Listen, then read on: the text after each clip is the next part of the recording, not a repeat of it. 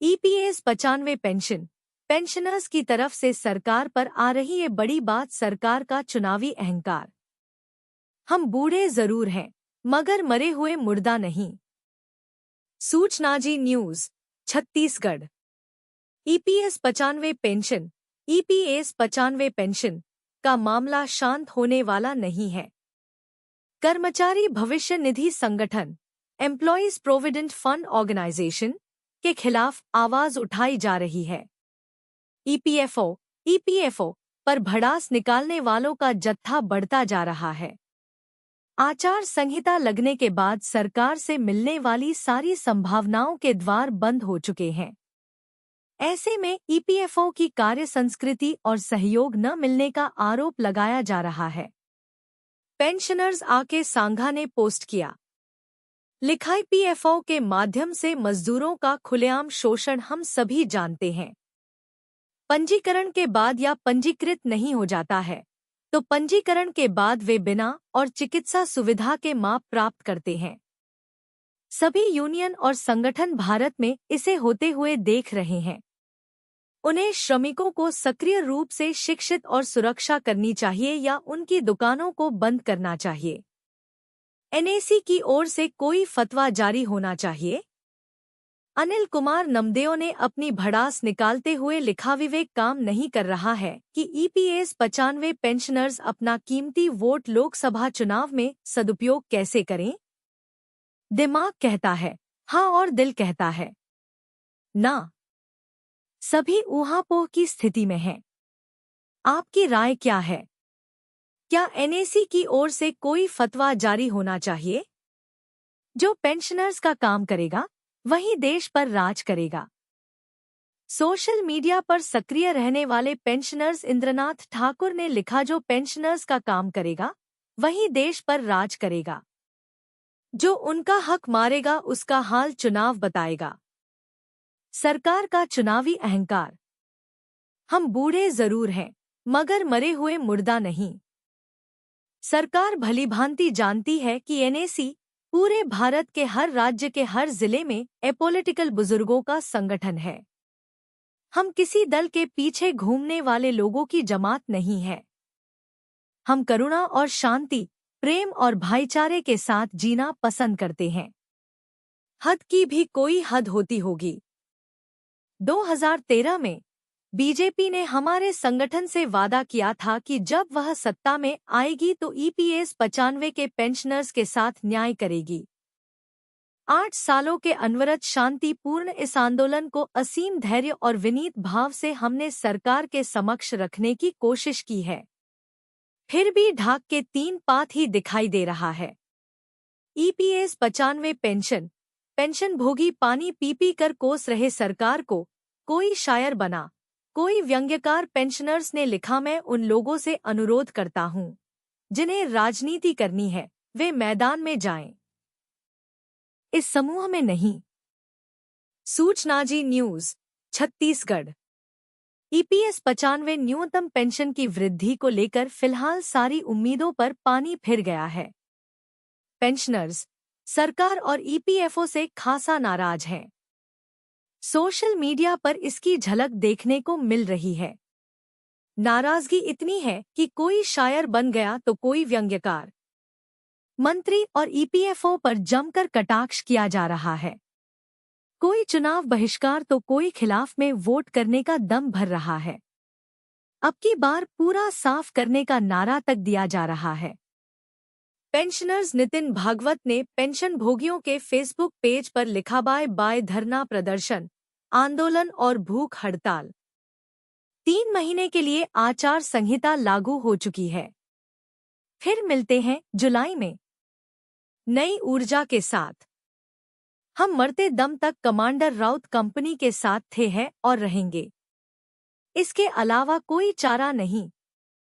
Pensioners Ashrafi मंडल ने यह सलाह दी, यह जानते हुए कि हमारा संगठन एक गैर राजनीतिक संगठन है। कई लोग इस समूह में लगातार राजनीतिक विचारधारा के बारे में लिख रहे हैं। यह अनजाने में है। मैं उन लोगों से अनुरोध करता हूं जिन्हें राजनीति करनी है वे मैदान में जाएं। इस समूह में नहीं। कई बड़े राजनीतिक संगठन हैं। कौन सा संगठन हम जैसे पेंशन भोगियों के लिए सड़कों पर विरोध प्रदर्शन कर रहा है? हमें अपनी मांगें मनवाने के लिए और आंदोलन करना होगा। मैं अपने केंद्रीय नेताओं को उनके अमानवीय परिश्रम के लिए धन्यवाद देकर उनका अपमान नहीं करना चाहता। बस इतना कहना चाहता हूं कि आगे बढ़ते रहो, हम तुम्हारे साथ हैं। अब की बार पूरे साफ। पेंशनर्स शशि नायर ने लिखा, अब की बार पूरे साफ। ईपीएस 95 पेंशनर्स जिंदाबाद। वहीं प्रशांत मुखर्जी का पोस्ट भी काफी नाराजगी से भरा था। आचार संहिता लगने से पहले किए गए पोस्ट में लिखा था, pension hike not decided by Modi government before 2024 general election, then boycott giving votes to BJP by SR citizens. EPS 95 pensioners. Swadesh Das Gupta तो बन गए शायर। कोई हमदम ना रहा, कोई सहारा ना रहा। हम किसी के ना रहिया, कोई हमारा ना रहा। कोई गालात फहामी में ना रहे, अब इस सरकार पर कोई भरोसा नहीं। EPS 95 higher pension. जिस सीपीएफ ट्रस्ट को ईपीएफओ बताता रहा सही, पेंशन की बारी आई तो बता रहा गलत। फॉर्म किया कैंसिल। ईपीएफओ हर साल सीपीएफ ट्रस्ट के खाते रिकॉर्ड की करता है जांच, लेता है शुल्क। पेंशन फॉर्म कैंसिल करने का दाव पड़ा उल्टा। एलएम सिद्दीकी ने कहा, ट्रस्ट रूल्स का हवाला देकर सदस्यों को उच्च पेंशन से वंचित करने का प्रयत्न महज एक साजिश। सूचना जी न्यूज छत्तीसगढ़। कर्मचारी भविष्य निधि संगठन एम्प्लॉयज प्रोविडेंट फंड ऑर्गेनाइजेशन बुरी तरह से फंसता दिख रहा है। ईपीएस 95 हायर पेंशन को लेकर ईपीएफओ का घेर लिया गया है। पेंशनर्स ने तर्क के साथ ऐसी बात बोल दी है कि कानूनी नजर से ईपीएफओ का बचना नामुमकिन दिख रहा है। सेल के भिलाई स्टील प्लांट समेत कई प्लांट के कार्मिकों का ज्वाइंट ऑप्शन फॉर्म निरस्त करने का मामला सामने आ चुका है। डिमांड लेटर को वापस लेने और जमा चेक को वापस करने से हड़कंप मचा हुआ है। पूरी जिम्मेदारी और आरोप सेल के सीपीएफ ट्रस्ट पर लगते रहे। अब ईपीएफओ ही फंसता दिख रहा है। ईपीएस 95 पेंशनर्स राष्ट्रीय संघर्ष समिति छत्तीसगढ़ के अध्यक्ष एलएम सिद्दीकी ने सूचनाजी.com को बताया कि एक गैरकानूनी परिपत्र 31 मई 2017 के द्वारा एग्जेम्प्टेड एस्टैब्लिशमेंट्स में कार्यरत अथवा रिटायर्ड एम्प्लॉइज को इस लाभ से वंचित कर दिया गया था। कर्मचारी भविष्य निधि संगठन के जांच अधिकारी पर सवाल। एग्जेम्प्टेड अनएग्जेम्प्टेड एस्टैब्लिशमेंट्स पर ईपीएफओ घेरते हुए एलएम सिद्दीकी ने गंभीर आरोप लगाए हैं। उनका कहना है कि एग्जेम्प्टेड एस्टैब्लिशमेंट्स के सभी खातों और रिकॉर्ड्स की जांच समय समय पर कर्मचारी भविष्य निधि संगठन के जांच अधिकारी द्वारा किया जाता है और इसका प्रशासनिक शुल्क भी वास्तविक वेतन के आधार पर एम्प्लॉयर से कर्मचारी भविष्य निधि संगठन द्वारा वसूला जाता है। आपत्ति क्यों नहीं की?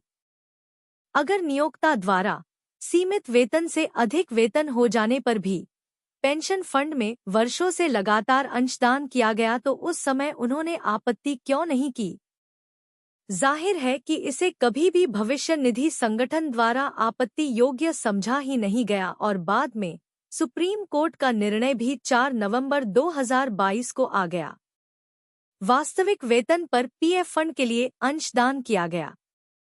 भविष्य निधि संगठन ने अपने परिपत्र 22 जनवरी 2019 द्वारा अपने क्षेत्रीय कार्यालयों को निर्देशित किया था कि कर्मचारी और नियोक्ता द्वारा जहां वास्तविक वेतन पर पीएफ फंड के लिए अंशदान किया गया है और जिसे भविष्य निधि संगठन ने स्वीकार भी कर लिया है, ऐसे हालात में यह मान लेना चाहिए कि ईपीएफ एक्ट 1952 के अंतर्गत पैरा 26 का अनुपालन कर लिया गया है। इसलिए ट्रस्ट रूल्स का हवाला देकर सदस्यों को उच्च पेंशन से वंचित करने का प्रयत्न महज एक षड्यंत्र प्रतीत होता है, जो अन्यायपूर्ण और असंगत है। EPS 95 higher pension cell BSP के कार्मिकों ने 33 लाख 30 लाख तक ईपीएफओ को थमाया। पीपीओ का अब तक पता नहीं। भविष्य निधि आयुक्त के साथ बैठक के दौरान उनके संज्ञान में लाया गया। सूचना Zee News Bhilai. EPS 95 higher pension EPS 95 higher pension को लेकर मामले अब भी अटके हुए हैं। न्यूनतम पेंशन मिनिमम पेंशन की बढ़ोतरी की मांग को लेकर रायपुर ईपीएफओ कार्यालय का घेराव किया गया। इस दौरान बीएसपी के पूर्व कार्मिकों ने लंबित मामलों को उठाया। भविष्य निधि आयुक्त के साथ बैठक के दौरान उनके संज्ञान में लाया गया कि अमृतलाल पटेल बीएसपी रिटायर्ड कर्मचारी ने 25 अक्टूबर 2023 को भविष्य निधि संगठन की मांग पर 33 लाख रुपए और चंद्रशेखर नायडू बीएसपी रिटायर्ड कर्मचारी ने 31 दिसंबर 1923 को 30 लाख रुपए जमा किए हैं, लेकिन अभी तक उनका पीपीओ जनरेट नहीं किया गया है, जो उचित नहीं है। भविष्य निधि आयुक्त ने कहा कि उन पर कार्यवाही चल रही है और बहुत जल्द सभी औपचारिकताएं पूरी हो जाने पर उन्हें एरियर्स के साथ उच्च पेंशन मिल जाएगा। विलंब होने की स्थिति में ब्याज के नुकसान के सवाल पर उन्होंने असमर्थता जताई कि उन्हें हेड ऑफिस के फ्रेमवर्क के अंदर काम करना पड़ता है। एलएम सिद्दीकी अध्यक्ष ने पेंशन के कैलकुलेशन के लिए संबंधित सदस्य के 1 सितंबर 2014 के पूर्व की सेवाएं और पेंशनल सैलरी तथा 1 सितंबर 2014 के बाद की सेवाएं और पेंशनल सैलरी को 2 भागों में विभक्त करने के बाद उच्च पेंशन निर्धारित करने से होने वाले नुकसान पर भी प्रश्न उठाया। इस मामले पर भी भविष्य निधि आयुक्त ने उनके द्वारा हेड ऑफिस के निर्देशों के अनुसार कार्य करने की विवशता जताई। अभिषेक कुमार ने चर्चा के दौरान बताया कि उनके कार्यालय में 17,000 आवेदन उच्च पेंशन के लिए प्राप्त हुए हैं, जिनमें से 1,220 सदस्यों को डिमांड लेटर जारी किए गए हैं। अब तक लगभग 500 ने राशि जमा की है। आवेदनों के धीमी गति के निराकरण पर अध्यक्ष एलएम सिद्दीकी ने गंभीर चिंता जाहिर की और त्वरित गति से उच्च पेंशन के प्रकरणों को निपटाने के लिए आग्रह किया। एलएम सिद्दीकी ने शीघ्र मांगों का निराकरण नहीं होने पर चुनाव बहिष्कार की भी संभावना जताई।